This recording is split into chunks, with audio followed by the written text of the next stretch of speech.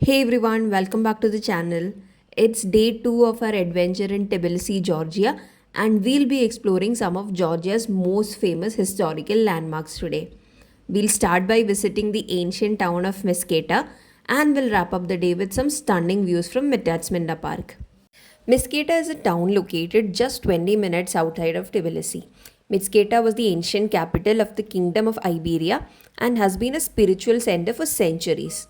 It's home to some of the oldest and most significant religious sites in Georgia. Our first stop in Mitsketa is the Svetitskhoveli Cathedral. This is one of the most important churches in Georgia. It dates back to the 11th century and is known as the Living Pillar. According to legend, it's built on the spot where Christ's robe was buried, making it a pilgrimage site for many. The cathedral itself is a masterpiece of medieval Georgian architecture with intricate frescoes and a majestic altar. The origins of the cathedral dates back to the 4th century. According to Georgian legend, the cathedral was built on the site where the robe of Christ, which is a garment worn by Jesus, was buried. The robe is said to have been brought to Georgia by Eliso, a noblewoman who had been to Jerusalem. The relic is believed to have been buried in the ground and it became the foundation for the cathedral's significance. The name literally translates to living pillar, a reference to the belief that the robe itself was believed to have miraculous powers and the pillar is said to represent this sacred relic. The design of the cathedral is a fine example of early Georgian Christian architecture, blending elements of Byzantine and local styles. It features a central dome with cross shaped basilica layout and a wide nave that leads to the altar. It is renowned for its grandeur and elegance, and the building is richly decorated with frescoes and stone carvings, some of which were added over the centuries.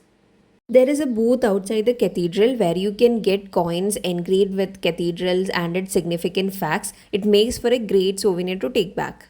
It makes Georgia one of the first countries in the world to adopt Christianity as the state religion. The exterior of the cathedral is as beautiful as it is inside, so make sure you spend some time and explore the beauty of this architecture. Outside the cathedral, we got to try this confectionery that holds a special place in the country's culinary culture. This is called Churchkela or Georgian Snickers due to its sweet, nutty, and chewy structure. This treat is made from grapes, nuts, and flour and is known for its rich taste and nutritional value, making it a popular snack during long journeys or as a special treat during holidays. And it's time for a taste test now.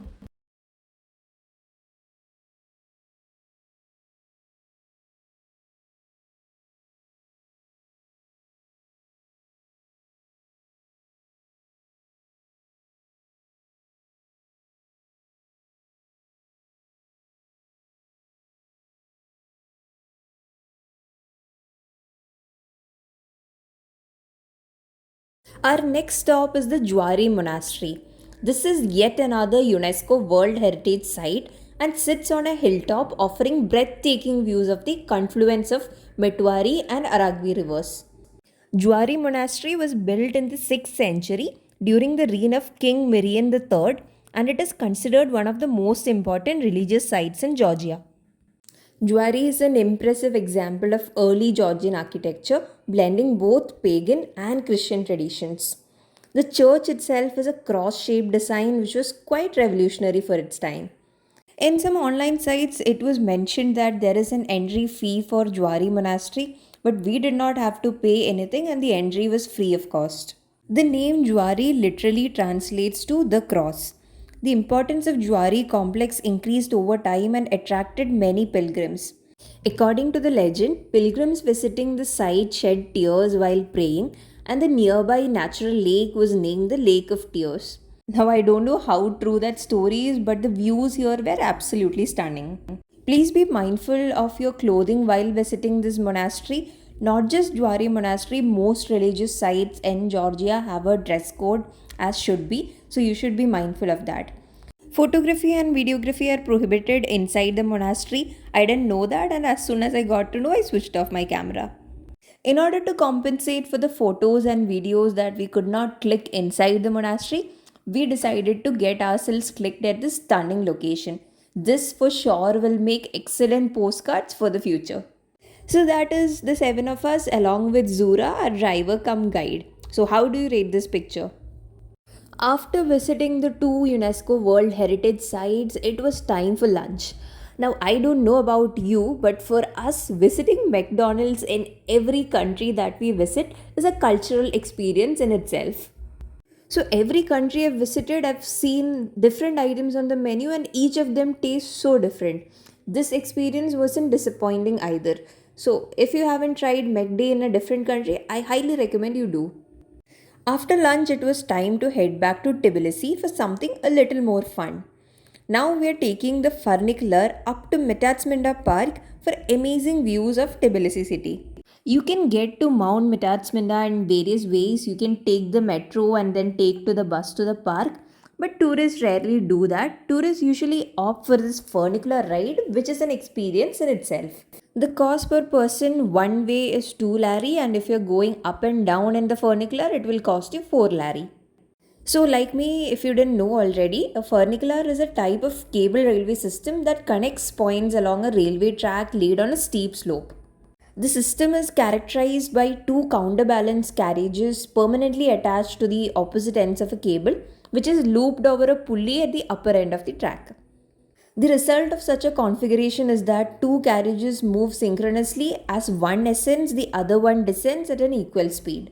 So, this is the other carriage that I was talking about, which moves synchronously with this carriage. While you're ascending upwards in the funicular, you can already see stunning views of Tbilisi city. Like yesterday we saw Tbilisi city at the night, so today it was time to get a day view of how the Tbilisi city would be. Now that the views are so good here, I can't wait to see what the actual views would be from the top of Metatsminda Park. This funicular has a total of 3 stops. The first stop is at the lower station at the center of Tbilisi, that is where we got into. The second stop is the Pantheon, and the third is the top of Metatsminda mountain. The funicular is open every day from 9 a.m. until 4 a.m. At night, the fare is a bit higher and it will be 3 Georgian lari one way. And we've reached the top of Metatsminda Park. This is a fun amusement park that has been around for over 100 years now. The park has carousels, water slides, roller coasters, dark ride, funicular, and a big Ferris wheel at the edge of the mountain offering splendid views of the city. But more than all of that, the biggest attraction at this park are panoramic views of Tbilisi city. Just look at that. As you know by now, Tbilisi is the capital and largest city of Georgia with around 1.2 million inhabitants.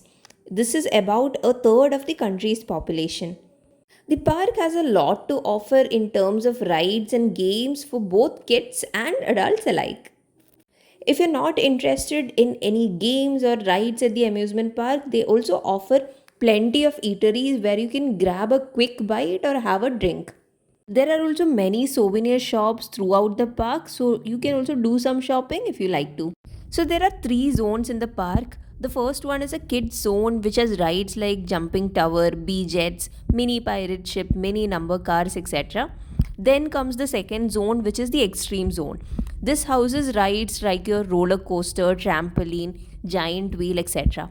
The third one is a family zone which has rides fit for both adults and kids. This includes rides like Crazy Raft, Ghost Castle, bumper cars, giant slide, and even video games. If you want to try all the rides, you can take their unlimited one-day pack which includes all rides. After Metatsminda Park, our driver dropped us in Tbilisi city and we decided to take a stroll along the city during night. So if you watched my previous video on Tbilisi Day 1 itinerary, you might already be familiar with this place. So this is Freedom Square during the night.